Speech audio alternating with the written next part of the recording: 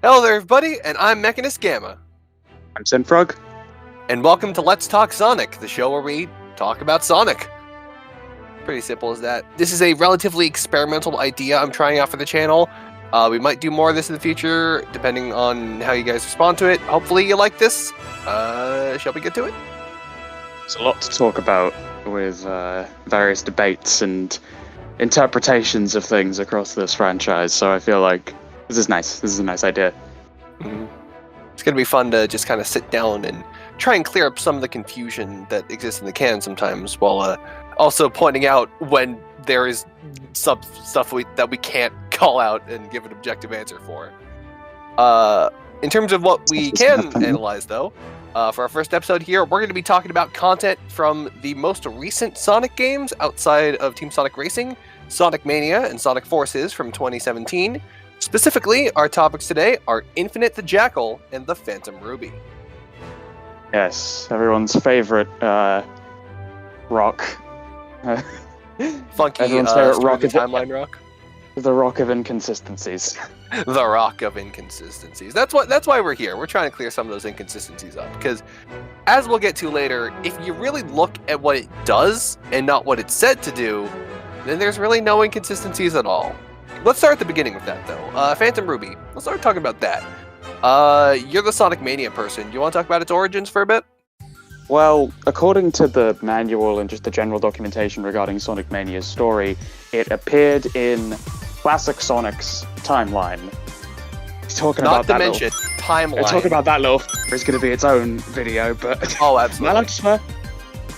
I've never been on your channel. I'll just censor it out with ring sound effects. Oh, lovely. So, according to Sonic Mania's documentation, it appeared over South Island in a dimensional breach of some kind, and Eggman picked up on it from a ways off and sent out his elite team of hard-boiled heavies to pick it up, which I think is interesting, because these guys were called the hard-boiled heavies even before they got zapped by the Phantom Ruby and powered up with their unique forms. Yeah, it's neat, because the Phantom Ruby at the start of Sonic Mania's story, we physically see it change just this group of 5 seemingly random egg pawns into the hard-boiled heavies. And the fact they're already called the hard-boiled heavies and are like this elite unit, but without any cosmetic changes, is quite interesting. Yeah, it makes you wonder what's so hard-boiled about them. Like they look just like any other egg. Maybe they're smarter, maybe they're newer models, kind of like, maybe it's almost like what happened with Gamma versus the E1000s or Chaos Gamma or what have you. Like they're just a bit more updated internally. But then maybe. When the Phantom Ruby reacts to them, they then obviously become very unique.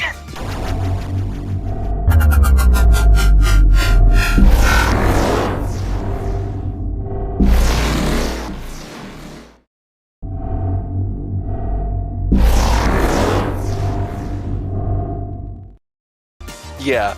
If we can backtrack just a little bit, I want to talk about the specific thing you mentioned about it coming to Classic Sonic timeline, because it is a fairly common belief that Angel Island was buried, that Angel Island had the Phantom Ruby buried within it, like before the events of Mania, but that's not the case. Yeah, I think that just comes from people not really knowing too much about like this story bio we have on Sonic Mania. I think because what was it distributed with the physical version? No, there's a digital copy as well. I know because I have neat. the digital copy of Sonic Mania on Switch, and I was able to read it by using the Switch's funky digital manual stuff. Yeah. Yeah, I also think it's like interesting how it came from the atmosphere. Like it specifically specified discovering a sudden dimensional breach in the atmosphere. Like this distortion in space that allowed the Phantom Ruby to arrive happened in space, and then it pulled like an SA2 shadow and just crash landed down onto the planet's surface. Yeah, it makes you kind of wonder, like, what, if anything, caused it to appear there. But I mean, it could just be what's convenient for the plot. I mean, there was no reason for Death Egg back in the second game to land where it did, but it did. Or it could be convenient for the Phantom Ruby, perhaps? Yeah, because there's this whole theme about it being sentient, almost, like it has a mind of its own. We'll talk more about that later when we get to Sonic Forces stuff. Yeah. Or I guess, Of course. actually, we could probably talk about that now, because I guess we could talk about the powers right now, like what it does. Yeah. So, Forces likes to tell us that it gives a kind of awkward explanation about holograms and like things that are so real they affect you as if they are, but it's a bit clunky, and the script kind of betrays what we are shown not only in Sonic Forces itself, but also in the establishing bit of media in Sonic Mania.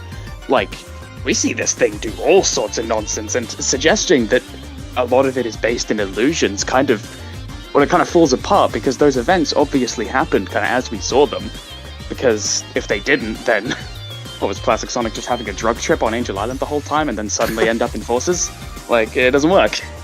Ah, yes, the next Sonic Shorts animation. Oh, lovely. But what does it actually do in Sonic Mania? Well, we know that it has the ability to upgrade and transform robots, which, again, is just kind of a theme across Sonic of robot gets a high source of energy, be it from the Chaos Emeralds, Master Emerald, or what have you, and they kind of start acting alone. This even happens with the hard-boiled heavies, because you can see almost immediately after they get their power boost, we next see them in Green Hill Zone, and Eggman's yelling at them because they won't hand over the ruby, so he has to take it from them himself. So it has that effect, much like the other various MacGuffin rocks from the series, but most notably is its big dubstep fart that just kind of messes with reality as we know it. Gravity is like a consistent thing. Like, gravity goes all funky in the Phantom Ruby's field, and we've seen it pull off feats of teleportation across very long distances, going from Angel Island to South Island to, I think, a couple other zones. Some of the transitions... Don't we go from, like, Press Garden Zone to Little Planet? Yes, yeah, that was it. Eggman's... I was trying to think of which was the other stage transition, was using the Phantom Ruby. But yes, there was... Eggman uses it on Sonic and whoever else to get them onto the Little Planet when he's rediscovered Metal Sonic from his little terminal there. God, Metal Sonic's going to be a later episode as well. But also, in regards to him, we see him power up with it after the Plus update, whether you have the DLC or not, taking on a form that is apparently called the Giga Metal Sonic, but I always thought that, like, Phantom Metal Sonic would have been more, at the very least, consistent with the naming scheme. I don't know, this is me. I'm just sad they didn't name it Titan Metal Sonic. Well, the design's different enough. You know. I guess, but, like, it's literally just a color swap. Oh no, there's some mechanical, like, detailing differences. It's got the big glass thing in the middle. But anyway, Metal Sonic got a new form. That was pretty sweet. And then there's also just Little Planet in general, right? Because it's there. It's there at all, right? Like, it should not be, because that's what we're trying to say. Entire year between Sonic CD and Sonic Mania. Yeah, like it just strikes me a bit odd that. I mean, maybe that was. We're not, but that's the thing. We're not told as such, so it kind of leaves us scratching our heads. Like, did Eggman use the ruby to pull it back into circulation, whatever you call it? I think we can say pretty about confidently, terminal, right? Like, we can say pretty confidently that he did pull it back, because, like, the terminal and Press Garden Zone, and also the fact that it just up and vanishes at the end of the game. Because, need I remind you, like, or just the audience in general, because you probably know this, Titanic Monarch Zone, the final level of Sonic Mania, is based on Little Planet. Wait, yeah, was it on the Little Planet, or was it near another lake? He built it on Little Planet. Because remember, the zone... Right, of course, because your Metallic Madness is right before it. Yeah. And that, again, just in the realm of CD things, it would have been a bit, like, convenient if it showed up right when everyone got to Press Garden, Eggman finds Metal Sonic, and then, you know, has enough time to clearly take it over again, because even on that little screen you can see it's been all mechanized and he's got everything up and running again, which leads us to the funny thing of the Phantom Ruby and time travel. Because what the hell's going on with the Little Planet zones, right? Like, cause when they arrive, they're in the past. Eggman banished them back in time, pretty much. I mean, okay, there is a level that's something of, like, I actually haven't thought about before. Wow. There is a level of, like, oh, it was just for gameplay that you could wave at this particular thing, but the fact that they got sent to Stardust Speedway in the past and had to use the Little Planet's time travel posts to get back to the right time period of Eggman in the future. And while also stopping him from, presumably doing the exact same thing he tried to do in CD, overwrite stuff in the past with, the robot generator and all that. But yeah, that's a pretty wild feat, and I feel like if Eggman had better control of the Phantom Ruby, he would have been able to exploit that a lot more. Absolutely. I mean, maybe after CD, he's not, and Generations, he's not so hot on time travel anymore, but... Probably. But actually, speaking of Little Planet, Titanic Monarch Zone, I just had a thought that we don't actually have in the notes. Do you think that he could have made the entire zone using the Phantom Ruby? Well, we do see in, the Forces prequel comics that you're able to pretty much just make things with it, which does kind of get into illusion stuff. But yeah, it does kind of remind me of that scrapped CD final boss, the big Eggman robot that kind of looks like Panic Puppet. I didn't actually know that was a thing. I'll have to go look that up later. Yeah, it was supposed to be restored in the Christian Whitehead port, but I think it was cut for time constraints or whatever. Part of me almost wonders, did he dig that thing out of the closet, ding the Phantom Ruby in it, and supersize it? Maybe. Huh. I mean, there is that model in the unused model in Sonic Mania of Titanic Monarch. Yeah. Because maybe. Maybe they were planning to have us actually fight the Titanic Monarch, the big king. That would have been cool. But as far as what we did get, you mentioned, the whole Thing King, Heavy King, we see that the Phantom Ruby very much affects the leader of the Hardboiled Heavies, right? Yeah, he does, as his cousins General, Metal Sonic, Gamma, so on and so forth, have all done, not before him, ahead of him, and gotten a taste of rock energy and not been able to go back after that. He defects. He stops listening to direct orders as soon as they come, and eventually it comes to the point where he tries to take the Phantom Ruby for himself from Eggman, which leads obviously to the battle in Egg Reverie, which is... So wait, before we get to Egg Reverie, the Heavy King fight in Lava Reef when you're playing as Knuckles? Do you think that was Heavy King working of his own volition then? Well, or his that's a good own point, volition, because Eggman says in the Forces prequel comic, the minute he gets his hand on the Phantom Ruby, this is modern Eggman, so technically, two different incarnations of the same guy, but as soon as he got his hands on that, he was giddy, and he says, I don't even need the Master Emerald anymore, and the fact that Eggman didn't go for it himself, it makes me think that, that there is definitely a chance that King was after that power-up for himself. And if it weren't for Knuckles, people usually assume that, the gang were traveling together and Knuckles was like, hey, hold up, I gotta go check my baby for a minute. If he hadn't done that, we might have been in a much worse situation. Hey, Scourge, does a what if for you. But anyway. Actually, what if it's... Okay, so using the idea that you're proposing, what if it's not that he wanted the power-up, but it's that he saw the Master Emerald itself as a threat? Because we know that the Chaos Emeralds and the Phantom Ruby do not react well, as we see in the true ending of Mania.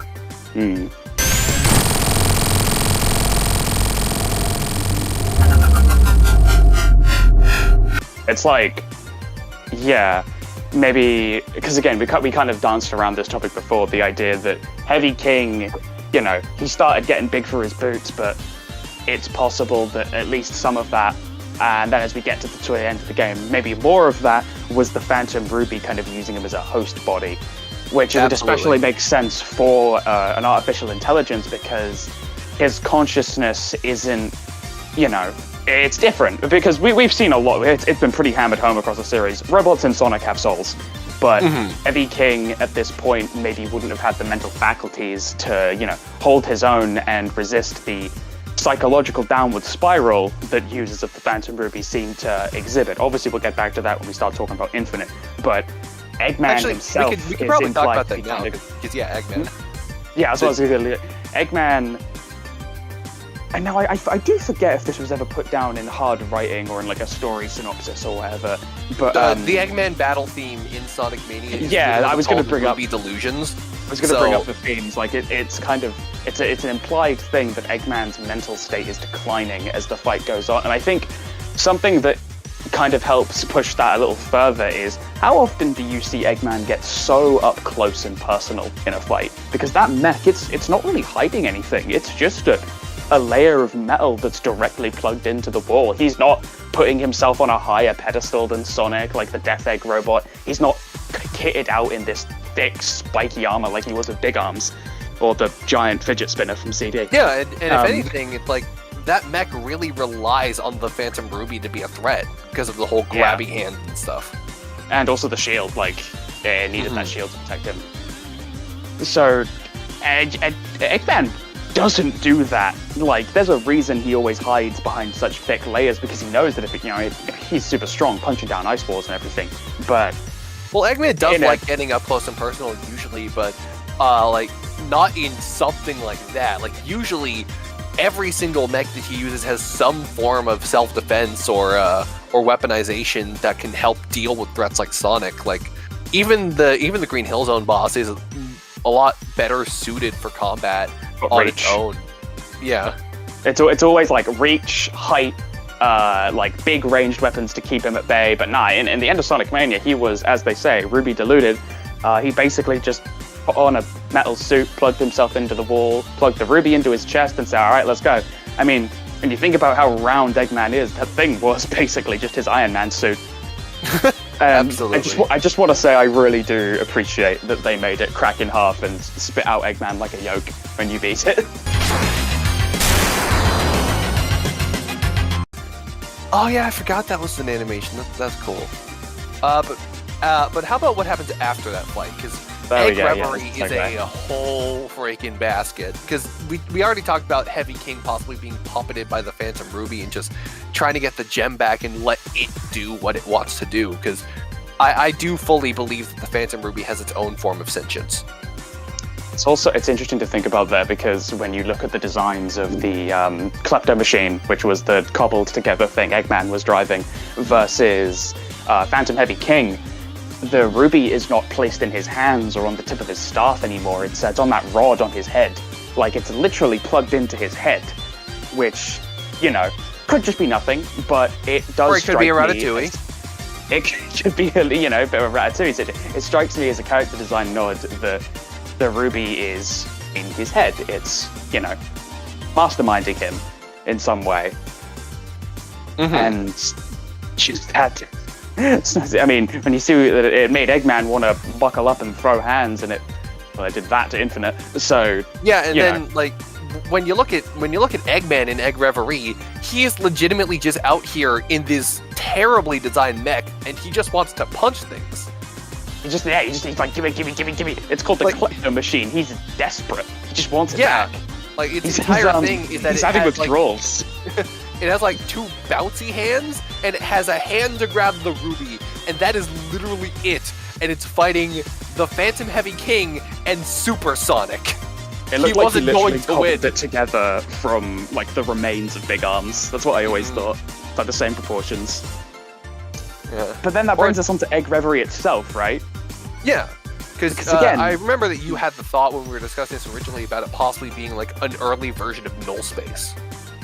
Maybe, because it could just be the very same extra-dimensional location that Null Space is, but as I was starting to think more about the mechanics of the Phantom Ruby and how you could marry it with what we're shown versus what we're shown in Forces, it made me think that, tacking on another power right there could be the creation of small pocket spaces, because one, Egg Reverie and Null Space look very different. I mean, there's a lot of artistic shifting and changes, and maybe not the clearest communication between art teams regarding the crossing over of Mania and Forces, but it also kind of brings us into Infinite's boss fights in Sonic Forces, where he drags you into this Ruby world, and it suddenly... We'll talk about that later, but Infinite drags you into a Ruby world, the Ruby drags people into a Ruby world, then there's Null Space, dragging them into its space. Almost like, I guess, a predator pulling you under the water. I guess as an analogy. It seems to be this consistent thing with the Phantom Ruby. So, Null Space, Egg Reverie, and the space that Infinite sends people to in Sonic Forces, like Shadow and Episode Shadow and Sonic and the Rookie during the boss fights, could all be built on the same principle of like this same technique, almost like how Chaos Control is an umbrella with multiple techniques beneath it. Yeah, I see. I think that's all we have to talk about in terms of the Phantom Ruby and Mania. Yeah, I think we got through all the time travel and like upgrading robots, teleporting people all around the place. There was one more thing. Ruby Mist. This is something that is used as a level gimmick in Titanic Monarch Act 2. You guys probably remember. It's a thing that like transport you between the main area and the smaller challenge areas, right? Yeah, like the gas that when you step in it, it teleports you around. And according to Stealth, I believe this came from a live stream. You can go look at this quote on the Sonic News Network. Or I'll just add it in post, like directly. Yeah, you can put it. Yeah. So about this act, Act 2, Titanic Monarch Zone. The purple pinkish mist is actually called Ruby Mist, and it's a product of Eggman using the Phantom Ruby at this moment, which is distorting the Titanic Monarch itself. So it's the Ruby that's responsible for warping you around to different points within the Titanic Monarch.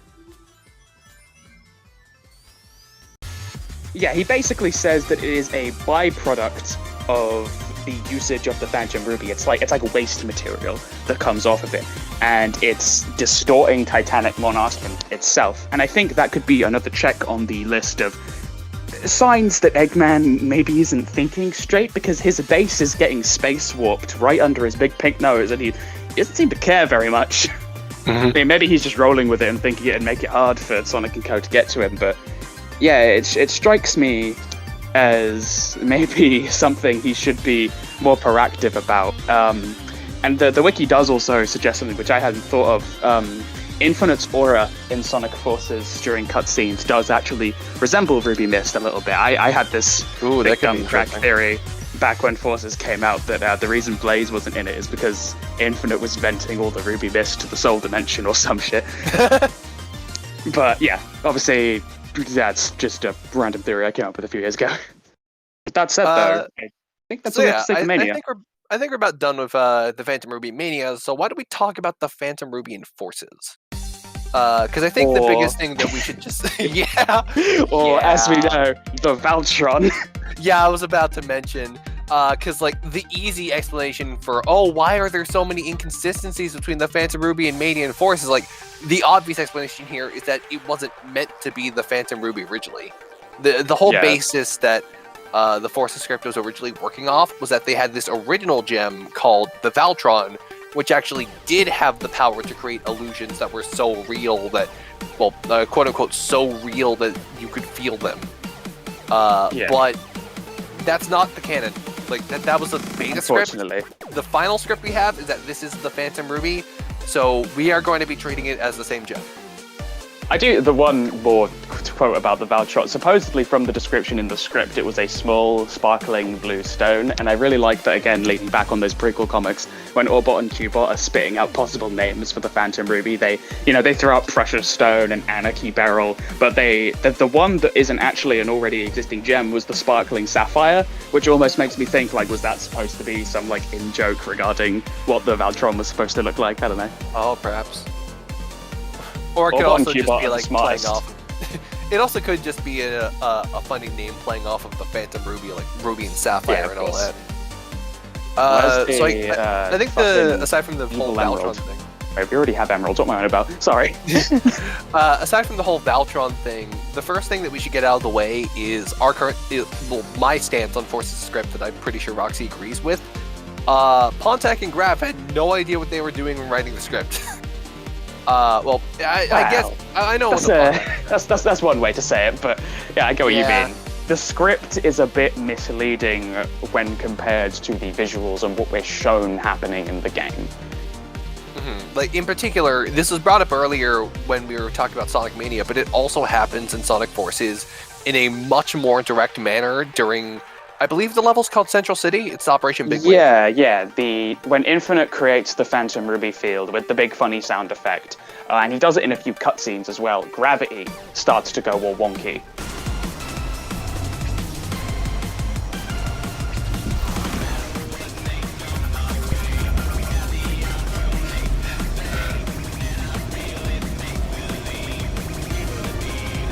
Yeah, I've brought this up a few times in the studio, but you cannot... But, like, illusions work on tricking your mind to believe that the world is a certain way and responding it to that way. Like, if you... Like, an illusion that would be so real you can feel it would be, like, a visual imagery that, like, someone is in front of you holding a gun and shoots you at the shoulder, and you feel... Like, your body responds to it as if you were shot, but you haven't actually been shot, so there's no physical wound. Yeah, but you would react to that way, but that doesn't mean that it actually happened, which means that, yes, all those resistance soldiers should have been crying and screaming out in agony, but as soon as the battle's over, none of them should have actually died. Yeah, And- but then we get to, like, the flipping of gravity, which doesn't only affect sentient beings, it also affects the robots. So that's actually flipping gravity. Therefore, it physically can't be this virtual reality story that was presented to us. It has to be what we were shown in Mania, which is reality manipulation. Tails is just objectively wrong. And even if you want to say that, like, the reality manipulation takes effect on the individual person when they fall for the illusion, that doesn't mean it's not reality warping. It just means it's a stand ability. it's reality warping, but it has to catch you out. It has to catch you slipping, and then it works on you. Because if you could just convince yourself that it wasn't real, like they try to do in Mania, Forces, they shout over the intercoms like it's not real, but no one once is able to defeat the Phantom Ruby stuff by knowing that it's not real. If it's a placebo, the minute they figure it out, it should stop working, right? Which means that there has to be something else that's actually at play, i.e. literal reality manipulation as we are presented in Mania. Yeah. So let's talk about, like, what the Phantom Ruby does in Forces that it doesn't do in Mania. Well, I guess we could probably talk about, like, its story relevance first. Because the Phantom Ruby's place in Forces' story is very interesting. In particular, in the Rise of Infinite prequel comic, we actually see where the Phantom Ruby came from and how Eggman found it. Well, not where it came from, but, like, how it came to Sonic's world. The exact same way as in Mania. Yeah, because it quite literally, like, landed outside of Eggman's base. Like, basically a one-to-one recreation of what happened in Mania's original story, where it just came out of nowhere and just crash-landed. Yeah, right down to it appearing in the air and falling, which makes it feel like intent. Because Ian Flynn wrote those comics, did he not? Or am I? He did, yeah. So I feel like this is like the post-Super Genesis Wave Archie team that wrote these comics. I feel like they would have looked at the written material for Mania, because it was also written after Mania came out, so they would have had that plot summary to look at. So I feel like that was very much intentional. And then the first thing that ever happens in, like, the modern timeline of the Phantom Ruby is that Eggman picks it up and sees this giant illusion of Eggman Land. Now, I know our statements earlier about, like, the Phantom Ruby doesn't produce illusions and all that, but I do think that the Phantom Ruby is, like, showing Eggman what is possible here without, like, making it physically real. Like a mirage. It obviously can create things in some way. Like, we're not saying that, like, obviously there are clones in Forces. We're not trying to say that, like, those just weren't there. And even in the case of the hard-boiled heavies in Metal Sonic, and possibly even the whole of Titanic Monarch, via its spatial manipulation, reality warping, all that mumbo jumbo, it is able to create things. But when we get onto Infinite, I think there is a reason that we don't see Infinite use the Phantom Ruby's so-called creation abilities to their full potential. At least not all the time. Yeah, but you know who does? Eggman in Rise of Infinite, where he accidentally summons an army. Like, he didn't do this on purpose. He was just holding the gem. He said, I should have been building up an army, and then the army just appears. Which is kind of more evidence to me that the Phantom Ruby has some degree of sentience, because it was able to, like, respond to Eggman's demands here. A little bit like the Soul Emeralds. Yeah, absolutely. Or even almost like a genie in a lamp, right? It grants his wishes. Basically. Good old eraser. And just like a genie, Eggman cannot explain it by science. He tried to scan it, and like it's a consistent thing between both the prequel comic and episode Shadow. But like the results are all over the place in Phantom Ruby. He really struggles to understand it scientifically, and he sees value in it. But yeah, he is also like initially frustrated by it. He's very much frustrated. Tails also can't scan it, and even in Mania, when you go into Egg Reverie, the timer's flipping out as if it can't get a read. Mm-hmm. Tails, I need to know what's going on with this guy. I'm trying, Sonic, but these readings are all messed up. They don't make any sense. And then there's what happens in Stress Test, which is another prequel comic, where basically, if you haven't read these prequel comics, we'll probably put a link to them in the description because we keep referencing them like every 5 seconds. Yeah, please go read them. They are really good. So in Stress Test, Pachymachak's village just gets recreated, and this is really interesting to me. Chakamak. However you say his name. Pachymachak. The Knuckles Clan village. So the interesting thing that here is that Eggman doesn't know what this place is like. Like, he never saw any visuals of what the village looks like in its prime, but this is the village in its prime from Sonic Adventure. So that once again indicates to me that the Phantom Ruby has some degree of sentience and mind-reading capabilities, because this feels like it's drawn from Knuckles' mentality more than Eggman's. Because it almost seems like the minute you get a hold of the Phantom Ruby, it starts almost trying to like whisper in your ear, like because it shows Eggman, his perfect Eggman land, and again, I keep saying we'll get to this when we get to Infinite, but it shows him what he wanted. It showed him what he wanted, and maybe that's a little sad thought. Maybe he was preying on what Knuckles wanted, and if he were too close to that thing, he might have gotten a little swayed. We know how much trouble he has with mental manipulation. Entirely possible, because there's also the fact that Eggman was just flying up above and trying to just test out what the Phantom Ruby could do. Because I feel like he had no idea that the Knuckles Clan village was going to be created. Yeah, he just shined it on Knuckles and was like poking it with a stick, like, come on, do something. Yeah, and then basically. Chaos pops out. Chaos might have actually been his deal, because he actually does know what Chaos can do. Yeah. Maybe it was something akin to like memory association, like he used it, on Angel Island around the shrine, it's all the Sonic Adventure stuff happening, and like in his head, maybe Eggman like connected the dots between this and like, I remember that time with Chaos, and the Ruby was like, say no more, boss, and whipped him up out of the Master Emerald, which again, I love that Knuckles' reaction to that still confirms that Chaos never died. He never went back to the Master Emerald or anything. Battle shows us as much. We'll talk about Chaos in a later episode. There's so much stuff that I'm just saying we'll delegate to a later episode here, because there is. It'll be fun. There's so much to talk about. It's so fun. So next up, let's talk about Omega. Because the whole thing with Omega is... Oh boy. Don't you know, Gamma? It was Donkey Kong that made the necessary repairs. So in Looming Shadow, we actually get to see what is described to us in episode Shadow, where Infinite just kind of one-shots Omega with a giant ruby blast. Oh boy. The specific stuff he specifies, for clarification, we've used information from the Japanese Sonic Forces script to try and get clarity on what it means. So the specific line that Omega says in episode Shadow is, all sensors out of order, bomb damage at the parietal lobe region. And then he goes on about Rouge is dead, Shadow must be eliminated. Because he's being tricked during this segment by Infinite to think like he's out to kill Shadow.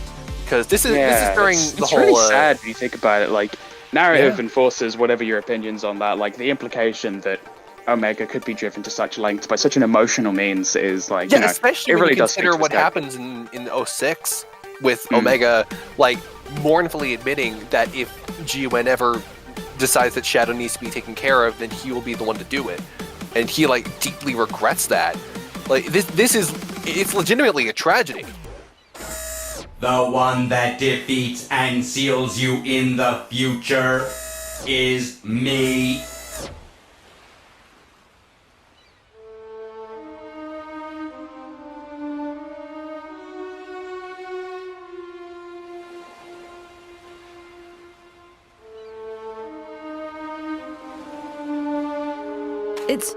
It's so unfair. Shadow's always here to defend the world. Despite that, Eventually, when something or someone is seen as too powerful, it is seen as a threat.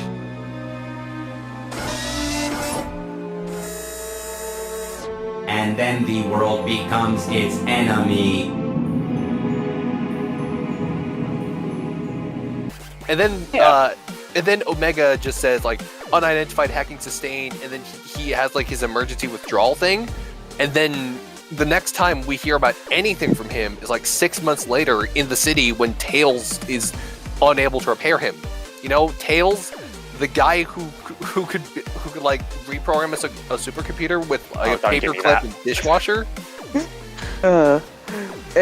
I've seen some people throw around that like, oh, the prequel comic can't be canon because how did Omega get from the pyramid to the city? Emergency withdrawal. There it is. Emergency withdrawal, but also there's a lot of time between, you know, the last time we saw him and where we find him in Forces. He could have gotten that far and then broken down because Arsenal Pyramid is located in Green Hill Zone, or one of the apparently many Green Hill Zones, which we can see in Sonic Forces is directly adjacent to the city. Sunset City is its named in IDW. I think it's perfectly reasonable that Omega, with his big dumb rocket thrusters in his back, could have rocketed himself away from Infinite as fast as he possibly could, then just kind of succumbed to the damage he took during the battle and collapsed there. Yeah, maybe. And then speaking of that, how about Shadow's like trip? Because I specifically have a little vacation. I specifically have it written here as Shadow's Green Hill drug trip. Yeah, just like classic Sonic on Angel Island, as we were joking about earlier. Yep. Again, it makes me think about the Phantom Ruby's kind of repeated insistence on dragging people below the water, as it were, and putting them in these, you know, spaces outside of what is conventionally known as reality. I'm just kind of floundering my words here, but you know what I mean. Like, it puts Shadow in a box and tapes it up, leaves him to rot in there, confused, disoriented. And it's trapping. It's much like what happened with Null Space and what happened at the end of Mania. You're stuck in there and you've got no way out.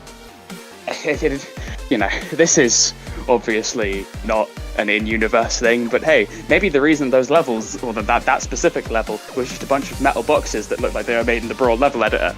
You know, maybe that was just the Phantom Ruby running out of creativity. Or, you know, Shadow would have just looked at that and been like, yep, perfectly normal Green Hill Zone. Metal Box Hill. But Roasting Forces level design aside. Green Hill's looking a lot more like... Okay, no. Yeah.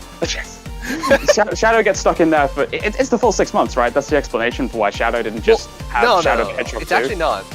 Is it not? Because at the end of episode Shadow, you go back to the world map and he gets a little conversation with Rouge where she's just like, oh, we've got everything under control. Oh, wait, no, we don't. And then we see like the repeat of the cutscene where Sonic dies. Right, so he came out right around that point. Yeah. And then he just kind of just disappears for 6 months, I guess. Loser. Using two worlds, I like the idea that Shadow went back to Earth to defend it and try and make sure Eggman's invasion didn't get there. But we'll save that for a later episode. That was your first mistake, using two worlds. Hey, anyway. So then there's a teacher video. Let's leave that one a scourge. So then there's stuff that happens in Sonic Forces proper. The actual events of the game. No prequel comics, no prequel DLC. Like the actual level-to-level stuff. Yeah, because I guess before we talk about like what Infinite himself can do, because he does like a lot of energy projectile stuff, creation of objects, and not too much worth talking about until we get to like the big stuff, which I know you have your own thoughts about that I want to save for later. So let's talk about the Phantom Ruby clones for a bit. Yeah, those curious little buggers. We're told a lot about them, like how they are apparently equal in strength to the original. They're not. They're not. They're factually not. I've said this a lot before. But like, when you look at the Zavok fight, Sonic punches him out, and don't get me wrong, it's a really cool visual. I love the animation of Sonic just beating up Zavok is probably my favorite part of Sonic Forces, just as a whole. Like I said it before. Like out of all of the villain fights, like Infinite and his four amigos, like the Zavok fight is genuinely the hypest one out of all of them to me. Oh, fully agreed.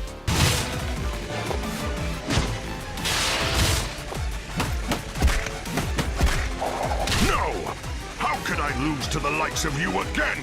It's not really hard when only Metal and Infinite. Well, Metal and Infinite had to share the other one, but.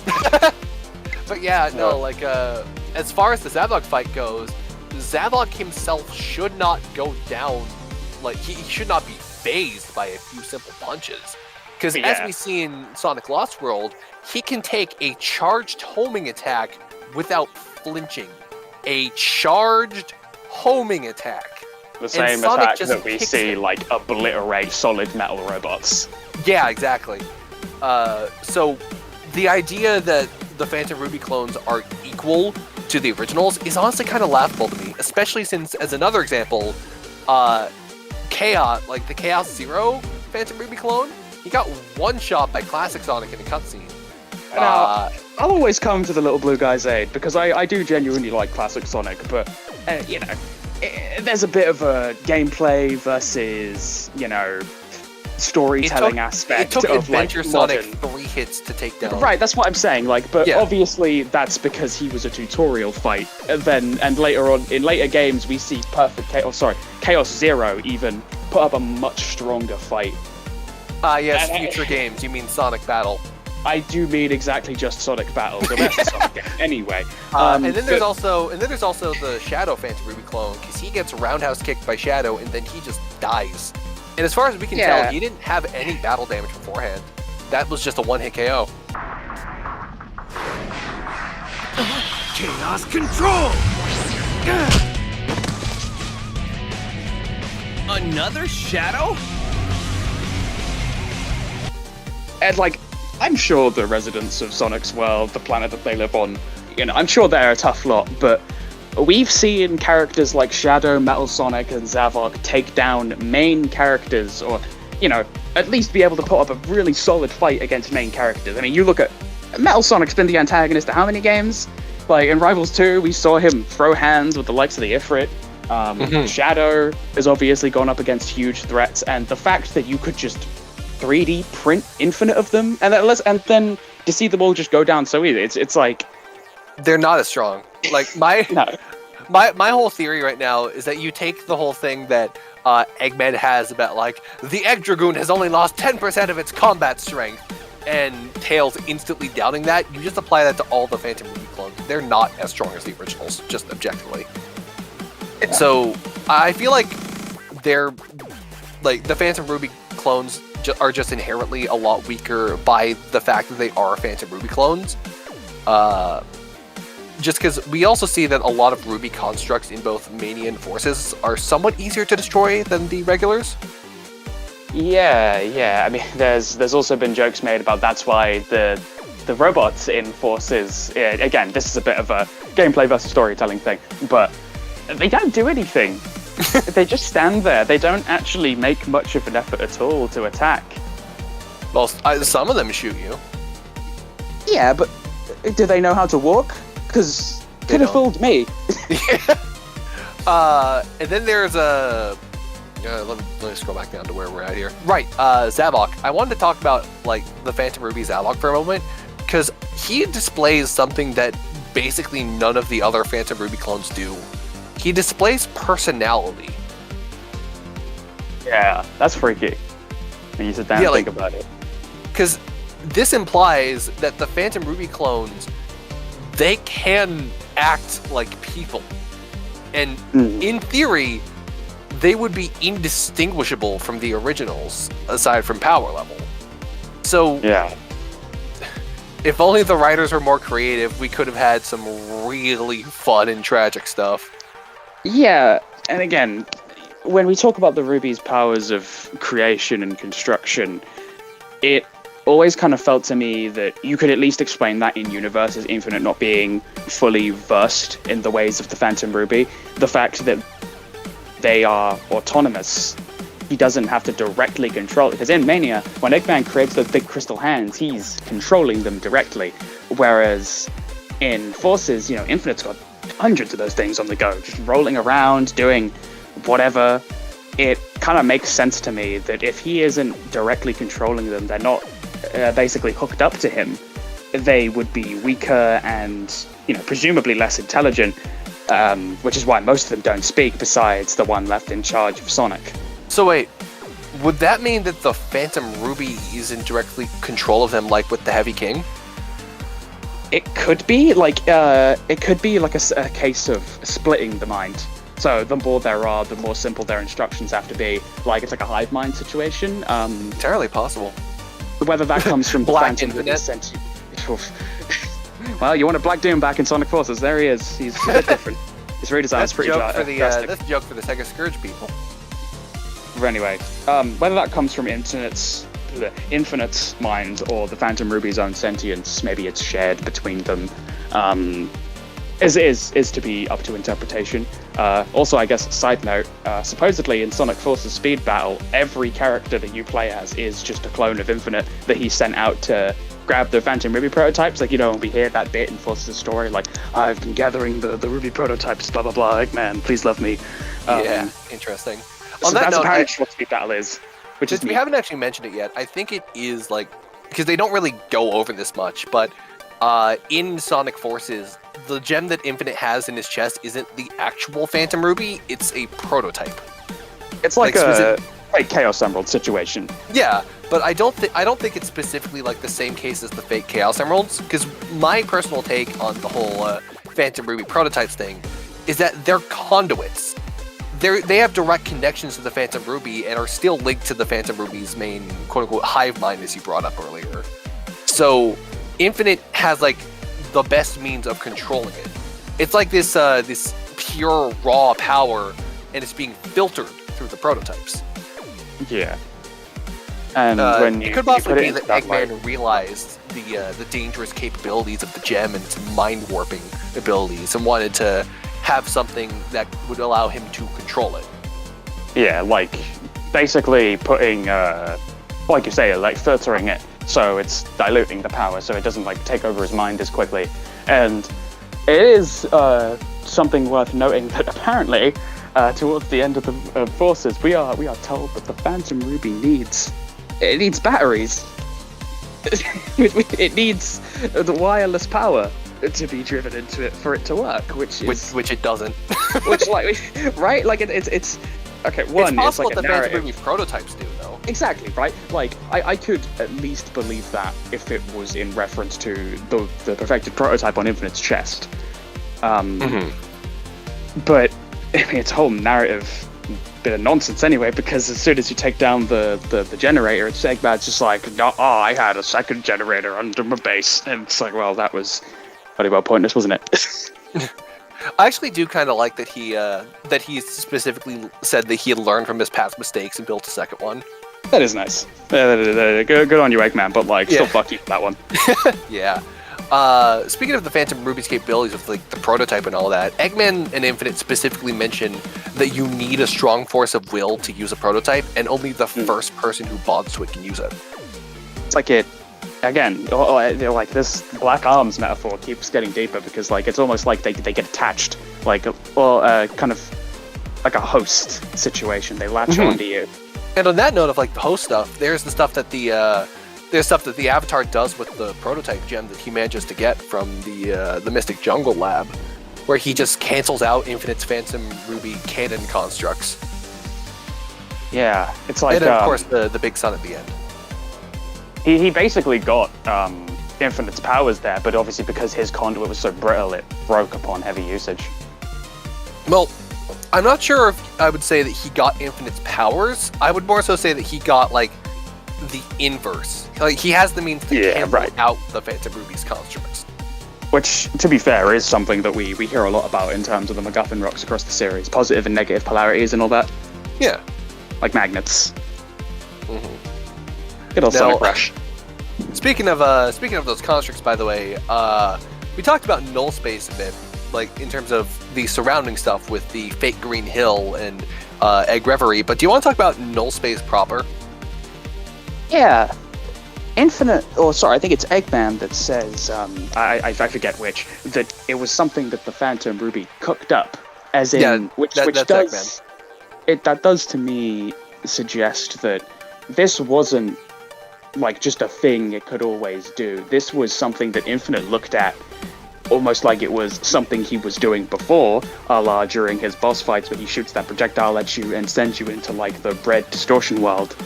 And then he just developed it and honed it more to create this prison pocket dimension, essentially, based on something similar to Egg Reverie, but obviously a lot more dark and dismal versus what we saw.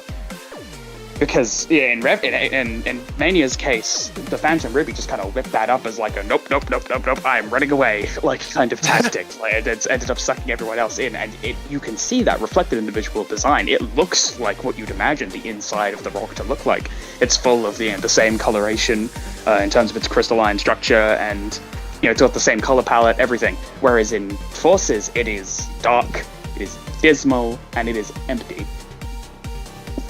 It is a prison that he has cooked up, and it sucks. And on the inverse for anyone that gets put in that. Yeah, and on the inverse of the darkness, there's the big light when he just makes a star, which isn't fake and will actually kill everybody if it's not destroyed. No, but they can just say it's not real, and then it won't hurt them anymore. No, I don't believe in the sun. I don't believe in the sun. Phantom Ruby prototype. I think it's honestly pretty impressive that the Phantom Ruby prototype was able to cancel out that construct at all. Well, it could possibly be scaling directly to that force of will that Eggman, brought up before. That's entirely possible. Actually, the force of will thing is an interesting thing to bring up later with Infinite because of how he goes out. So I think that's everything we have. Oh, right, the final note for, did you close the document? Sorry. SMA, Troxy. Leave me alone, right? I had my phone in my pocket. Right, yes. Infinite doesn't really have much fine motor control over it, and I kind of danced around that before. But to kind of fully dive into this before we move on to the character himself, we've talked a lot about the Phantom Ruby creating constructs, and a lot of people have often asked, well, why didn't he do that while fighting? Well, he does, but only in very limited contexts. The reason we never see him, turn into Tails right before Sonic's about to punch him, or turn into bosses from past games, and all this stuff that people wanted to see Infinite doing, doesn't seem like he knows how. He's only had it for a little while, and the only time we ever see him create constructs during boss fights is, as I've mentioned a bunch of times, when he pulls you into that little mirror world, where suddenly he has crazy motor control, and it almost feels like it's easier for him to do in a space that is controlled and dominated by the Phantom Ruby. Hence why he suddenly starts making cannons out of nothing, spawning in loads of robots, and it's like night and day when watching him fight. It's like he's fighting in his element all of a sudden. Yeah, that makes a lot of sense to me. But I don't really like the statement about him supposedly not having it for very long. That's kind of wrong. He's had power over the Phantom Ruby for 6 months at this point. Yeah, that's fair. And when he started, he was able to one-shot Omega and put Shadow in the Green Hill drug void. That's fair. I guess in terms of real life time, 6 months doesn't seem like very long, but these characters are notorious for picking up powers very quickly once they get their hands on Sonic, especially. But yeah, I see what you mean. Yeah. Still, that's a big flashy versus he's not precise. Maybe is a better way to put it. Absolutely. So now that we're talking about Infinite, why don't we just talk about Infinite? Let's talk about Infinite. Let's talk about your baby boy that you love so much. Oh yes, I genuinely really like this character. I feel like his potential's been wasted, but I've been doing a lot of reading between the lines to extract every bit of data on him that I can. So first of all, I think it's important to clarify that there is a difference between Infinite and the man he was before. For the sake of brevity, we'll just call the person he was before Zero the Jackal, like most of the fandom does. For those who don't know, that was his beta name while he was being developed. That's pretty much what most of the fandom calls him, like Gamma says, so yeah. Yeah. So, Zero the Jackal, he was the leader of a mercenary troop called the Jackal Squad. And we first see them in the Rise of Infinite comic, when he leads the Jackal Squad in a raid on Eggman's base, intending to take all his technology. And we see he is legitimately a really skilled swordsman, because he's just tearing through the squad like nobody's business. And yeah, he leaves the robots to his grunts and just says, all right, he's confident that he can handle the leader in a one-on-one. Yeah, and this is Eggman. Like, you can tell he's got like a lot of experience, and his whole like ultimate mercenary title is, there's some weight behind it. Poor yeah. thing. And then, like, we alluded to this earlier, but he touches the gem with his sword, and then we get to see what he wants, which is not something that he was planning to do when he hit the gem. Like, hell, Eggman held the gem out in, like, a defensive measure, like, oh, please protect me, Stone! But yeah, the Phantom Ruby, like, just kind of showed him what he wanted without input from either of the two actual people there, which further supports the idea that the Phantom Ruby has some rudimentary degree of sentience. And then it's almost like it's like throwing sand in his eyes, like, look at the big shiny, this is that thing you want, right? Yeah, and that thing specifically is a destroyed world. This is a mercenary who has the dream of seeing the world basically reduced to ash. And that speaks a lot to me, because it feels like Infinite as a person is very nihilistic. He doesn't like the way the world is. He says as much at the end of the comic. And he just kind of wants to tear it down. He wants to cause a bit of anarchy and have some fun with it. It's not as if he, he's a leader, but he doesn't talk much as if he wants to rule this world. Even Eggman, like, he's kind of the opposite. He wants to rule, but he's not really content in just wiping everything out and starting from scratch aboard the ashes, because, well, there's nothing for him there. Whereas Zero, he wanted to just get to that point where there's nothing left, and what did he want to do after that? I mean, just see what happens, I suppose. Like you say, you just want to change. Yeah, no, because, like, the specific thing he says at the end of the comic is, I'll help you change this world. He wants to help Eggman achieve his goals, because in order for Eggman to get his goals, they'll need to achieve Zero's goals first, which is a destroyed world where things have to be sent to ground zero and rebuilt from the ground up. And it's a refreshing change from the new Eggman subordinate of the week that immediately, like, sets plans to betray him. It's actually pretty loyal. Yeah, no, like, this is something I want to go into later, but despite being willing to call out Eggman on his stupid shit, he is legitimately very loyal to the Empire and its ideals. He wants to see Eggman succeed. And then there's his whole thing about being the ultimate mercenary, which I think should be taken into account, because a lot of people forget that he got his ass kicked in, like, the opening cutscene back when he was Zero, sure, but you gotta remember, this is a normal Mobian going up against the ultimate life form. Like the same guy we saw single-handedly genocide an alien race.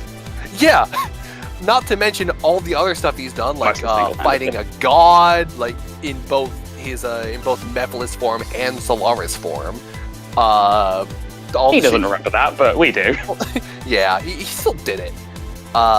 Then again, like you brought this up earlier with Metal Sonic, but Shadow also is able to stand his own against the Ifrit. They did it together. And then there's this really fun detail about Infinite when he gets taken out, because I'll go back to talk about his motivation a little bit, but since we're talking about like Zero and Shadow, when Shadow beats him, Infinite, like, I'm using Japanese script again, he specifically says, am I shaking? me afraid? Like, he's not used to this. This is new to him. Contextualizes what he was saying about, like, oh, I'm just going through the motions. Like, he's been the top of the food chain, suddenly introduced to, you know, a much bigger, like, watering hole. And he's fighting the like a shadow for the first time. He does not know how to deal. And speaking of that, like, that is on top of the pain that he was already feeling. Because Shadow kind of murdered his whole squad, and like, argue about whether that's in character or you like, but he did it. Yeah, no, like, we'll talk about Shadow in another episode. Oh boy. But in terms of like what happened, it is made very clear to us, like both in and out of universe. Ian Flynn straight up confirmed this in a tweet. Shadow murdered them. Shadow just killed the Jackal Squad. We don't know the context behind it. Presumably, it's because they were a threat to his mission, and like leaving them alive could have possibly left things in a worse state than killing them would allow for it. Shadow's very strong, but as we see in games like Sonic Battle, if you sneak up behind him and just like, he's not got much to do if you were to just come up and backstab him. Like, you can teleport away and try a bit of Chaos Heal, but that's about it. Yeah, only if he reacts. Like, again, in Sonic Battle, he doesn't, and then he's injured for most of that game, can't fight at full capacity. Yeah. And then, like, the specific introduction we get to Zero in Sonic Forces episode Shadow is Eggman yelling at him about cleaning up the mess left behind by the annihilated Team Jackal. That's a specific language used in the Japanese script, annihilated. And then Zero... Those boys got dusted. Yeah. And then Zero here, like, he is legitimately furious about what Shadow did to his squad, because, like, again, using the Japanese script, how could you? How could you do this to my men? He's livid. He is furious at what Shadow has done to his boys.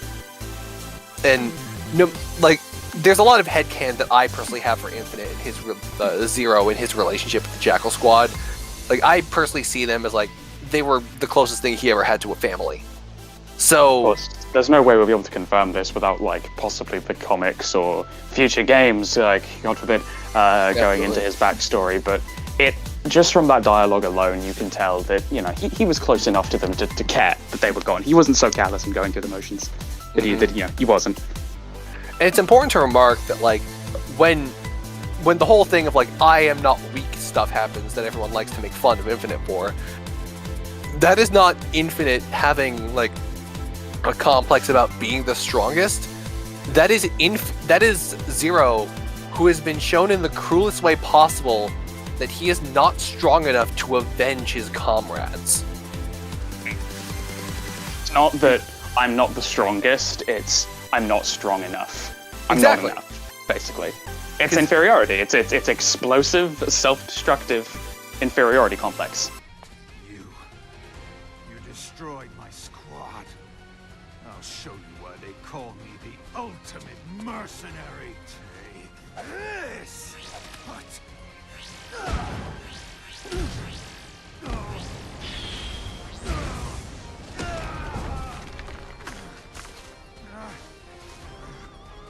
Worthless. Don't show your pathetic face around me ever again. So let's look at what we have for Zero so far as a character. He has a nihilistic worldview. He placed a lot of importance on the Jackal Squad and lost them all, so he's dealing with heavy grief. He's got a big inferiority complex, and he wants to help Eggman change the world, so he's completely loyal to the Empire. Now that he has lost literally everything except for Eggman to the hands of Shadow, I think what happens next makes perfect sense. And that is one unfortunate thing that just comes with Infinite being the antagonist of Sonic Forces. It's all this hate, all this vengeance is directed at Shadow, but he never really does anything with it. He spends all of it taking his anger out on everyone else around him, and like, this is very easily chalked up as just a writing flub. Like, he should have been a Shadow villain. He should have been the villain of a Shadow game, a Shadow comic. It's Shadow's actions all rolled up into a ball, come back to haunt him. And be that as it may, there is still something of worth you could possibly draw from the way Infinite was handled. Because, I mean, he was scared of Shadow, he was terrified of him. And the fact that he spends all of his time, even after, you know, obtaining his ultimate power, he becomes this, like, gloating, like, overconfident kind of guy as soon as he puts on the mask. Like, he's talking about, like, teaching people the meaning of pain and fear and all that stuff, going on these, like, destructive rampages, doing exactly what Shadow did to him. But he never thinks to go run after Shadow. Like, we'll explore that in more detail still later. Scared. I mean, if you want to look at it that way. But there's also the fact that when he becomes Infinite, he has a complete personality shift. And that's very much an intentional choice because, once again, going through the Japanese script, when he puts on the mask in episode Shadow, he specifically says that he throws away his old self along with his unsightly face. Like, I personally think it's entirely possible that last kick that Shadow did really screwed up his eye, which is why he keeps covering it in the cutscene, like actual wounds in the eye socket. Which would explain. Well, which would explain why that specific side of the mask is just completely covered up. But the point is, Zero specifically says that he is casting away his old identity. He is attempting to remove the Jackal Squad and his past history as the ultimate mercenary from the picture and devote himself specifically to becoming Eggman's ultimate weapon and nothing but. He is letting Zero die in order to become Infinite. Yeah, I mean, hey, there's a valid reason for why he doesn't use the sword to everyone who wanted to know. That's why he takes up throwing energy blasts around like a certain someone. And on the topic of like Eggman and Infinite, Eggman specifically refers to in Force's opening cutscene the ultimate weapon and having poured all his hatred towards Sonic into it.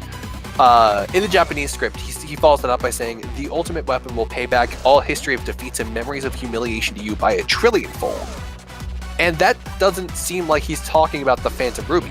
Because the Phantom Ruby prototype, it's a rock. It doesn't have anything that it can do by itself. So Infinite is... So, like, Eggman is very clearly talking about Infinite here. He's talking about Infinite as the weapon. Yeah. And then especially... And then we get to see what Infinite does, like, as his very first action during the Looming Shadow comic, which is where he annihilates Omega. But before that, like, once again, the personality contrast is obvious, because in Rise of Infinite, he says, right? It's like, it's 2 beats away from nothing personnel, kid. Yeah.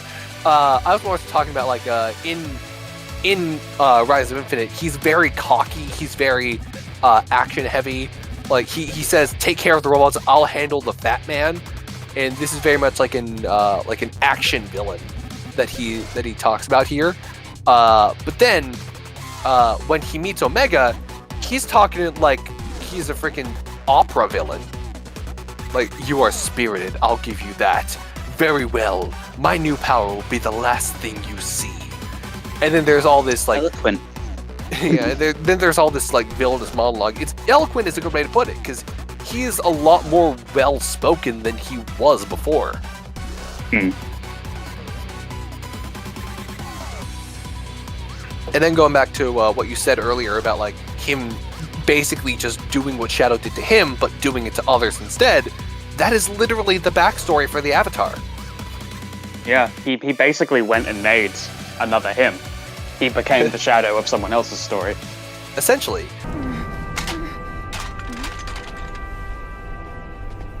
I can taste your terror, child. All that anxiety and doubt. It's delicious. Give in to your fear. Flee screaming, and I'll let you live. And the funny thing is, like, he was probably expecting, like, a complete breaking of the will, like what happened with him. But no, Avatar just goes away, joins the Resistance again, and ends up becoming a hero. He ends up doing something that Zero as a character could never do because of, you know, the inferiority complex, the grief, all the stuff we talked about earlier. And then we talked about how Infinite is a Shadow villain and is terrified of Shadow, but then there's Sonic. Infinite does not care about Sonic whatsoever.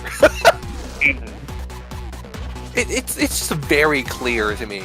Like, Infinite, he holds no respect for the hero of Two World. Like, he specifically refers to him as like a waste of call space. him that, I'm gonna kill you. He refers to him as like a waste of space, mere trash for his level. And then there's like the final battle where he says, "The difference between you and me is that of a god and a runt." I've never seen that line in the Japanese script. Christ. To be fair, Sonic does throw some bangers at him in the Japanese script as well. Like, I believe there's that line about how like Infinite's gonna dig his grave, and Sonic tells him to dig the grave for the one who's gonna need it. Like, that's fucking raw. I think so. And then there's like at the aftermath of the first battle where Infinite soundedly defeats both Sonic and Silver at the same time. He just says, "I don't even need to finish off rubbish like you." That is literally history repeating itself. Exactly what Shadow did to him, yeah. Yeah, the entire thing is what Shadow did to him, because Shadow held no respect for Infinite as, or Zero, I guess, as an equal. Like, it is very clear, Shadow lets him live because he sees Zero as beneath his level. So this is quite literally a repeat of history. And like he kind of extends that to Eggman because for as loyal as he is, he doesn't get Eggman's obsession with Sonic because, like you say, he doesn't care about him. He thinks he's nothing. So to see Eggman get so worked up about this guy, like, he doesn't really grasp the history that the two of them have, and he's just like, "Well, what are you doing? You lose to him all the time. I showed up and beat him my first try. You good?" Yeah, like there's also this line in the Japanese script: You've been continuously losing to Sonic. I have only won." And then when in the third act of the game, Eggman is like pulling all his forces back to Metropolis to try and defend the city, Infinite like specifically says, "You're hesitant to take on those dimwits, aren't you, Doctor?" So he has no respect for his adversaries. And that does come from a certain perspective. He hasn't seen what Sonic has done in the past, and you can see how easily he has kind of demolished Eggman in like some really intense battles, like taking out entire armies, giant space stations. Like, Infinite, without any of that context, is just he thinks it's dumb. He thinks it's stupid. Who's this guy? Some loser. And then there's like a bit of almost that old mentality of his that, like, you know, he put on the mask, and now he's trying to assure that he is the strongest again, trying to almost validate himself. Absolutely. I feel like a lot of Infinite's actions here are just out of self-validation. Because aside from like the loyalty to Eggman, I mean, because he is very much loyal to Eggman and trying to accomplish Eggman's goals, because like he has nothing left on a personal level. So the only things that he does personally are for his own remaining sense of self-validation. Yeah. And then there's like we're almost close to saying Infinite did nothing wrong. He just wanted to feel valid, but like no. Oh no, Infinite is a mass murderer. he did a lot wrong. And then there's Infinite's like, actually this is perfect considering what you just brought up. Infinite's whole nihilistic tendencies and philosophies, that evolves into straight up sadism by the end of Forces. After all, it is irresistibly enjoyable mashing you all to a pulp. Yeah. And then this actually really ties into something you brought up a lot earlier. Well, like, actually, I think I was the one who brought this up. It was specifically relating to what was talked about with like needing a strong force of will to control it. And you talked about the Avatar having like this force of will needed to utilize the Phantom Ruby prototype, which is why he was able to destroy the sun, or she, or they, whatever gender you make your Avatar. But then with Infinite, like, the way he loses, like, he is defeated, sure, in like physical combat, but his real defeat is when his will is broken.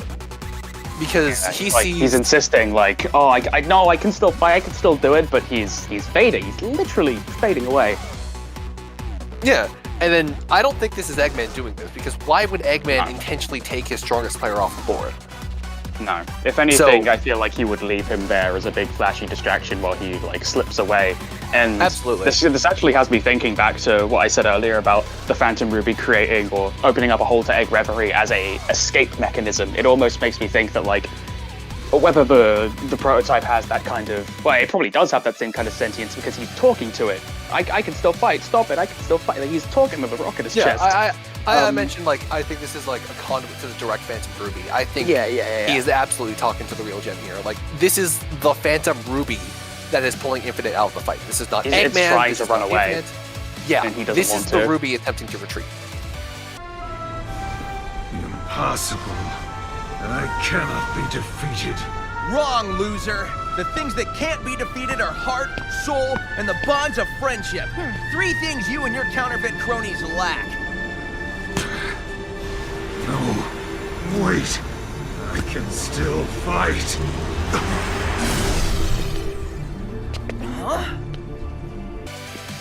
So who knows where he is? I actually have a Plenty theory. of Like, theories about I that. personally think that Infinite currently is trapped inside null space. Yeah, null space, egg reverie, like some hidey hole while he licks his wounds, I suppose. So yeah, Given we're not allowed to see him in the comics at the minute because of Sega's decree, it makes me wonder, like, maybe they want to define where he is now himself before handing him over to crossover and spin-off material. Infinite for Sonic 2022? I mean, there's red, pink pixels all over the thing, maybe. Maybe. We're out of the meta era now, but maybe we'll be starting the friggin' Infinite saga. Oof. I mean, hey, you guys wanted more villains that weren't Eggman or Zavok. Yeah, that is true. And hopefully, if there's anything that we've managed to get across with this video, is that Infinite honestly has a lot of potential as a villain, as does the Phantom Ruby as just an antagonistic force. His character is honestly really interesting. It's tragic that Infinite's main story here was a victim of poor writing, because, you know, it's the meta era. But there's a lot of interesting concepts here that I do feel like a lot of skilled writers that we're likely getting in the future for the series will be able to play with. Fingers crossed. Yeah, it's Fingers like, crossed. no matter how shallow the concepts and characters seem, I have been called like a notorious overanalyzer of these, you know, games that most people would kind of call not worth the effort. Like, I sat there back in 2013 thinking the Deadly Six was so cool, and now only like since Ian Flynn got his hands on them, more people started like to really appreciate them, and even still, a lot of people are tired of seeing their faces plastered, quote unquote, everywhere. Zavok was in like 2 main games. But still. There's a lot that you can glean and interpret from just, you know, reading between the lines a bit, and I think that's valid. I think that just because it hasn't been spoon-fed to us, you know, from direct quotations and all that, like, there's nothing wrong with analysis. Absolutely. Because look at all stuff we've managed to get out of, like, the Phantom Ruby and Infinite as characters just by looking at what we've gotten from the comics and the games. It's nice to, like, you know, maybe be able to spark discussion in a bit more of a positive light towards Forces, because as much as we don't want to defend the practices that it had in terms of its game development and the product that we got, it still is a piece of Sonic history, and it's, you know, it's worth looking at. Absolutely. And that's honestly kind of why this series exists, because there's a lot of interesting stuff in Sonic canon that some people may have not thought was worth discussion, but hopefully we'll be able to show you that it is. One day I will drag Gamma through my episodes about Sonic Shuffle and Knuckles Chaotix, the greatest games of our time. I will never shut up Only in about your them. dreams. Ha! You're funny. Anyway. Anyways, thank you guys for joining us. We're going to sign off now. I've been Mechanist Gamma, I've been SinFrog. and we'll see you guys for the next episode of Let's Talk Sonic. You See you guys on the shield. flip side. Bye-bye! Well, you've improved since the last time, but you will still lose.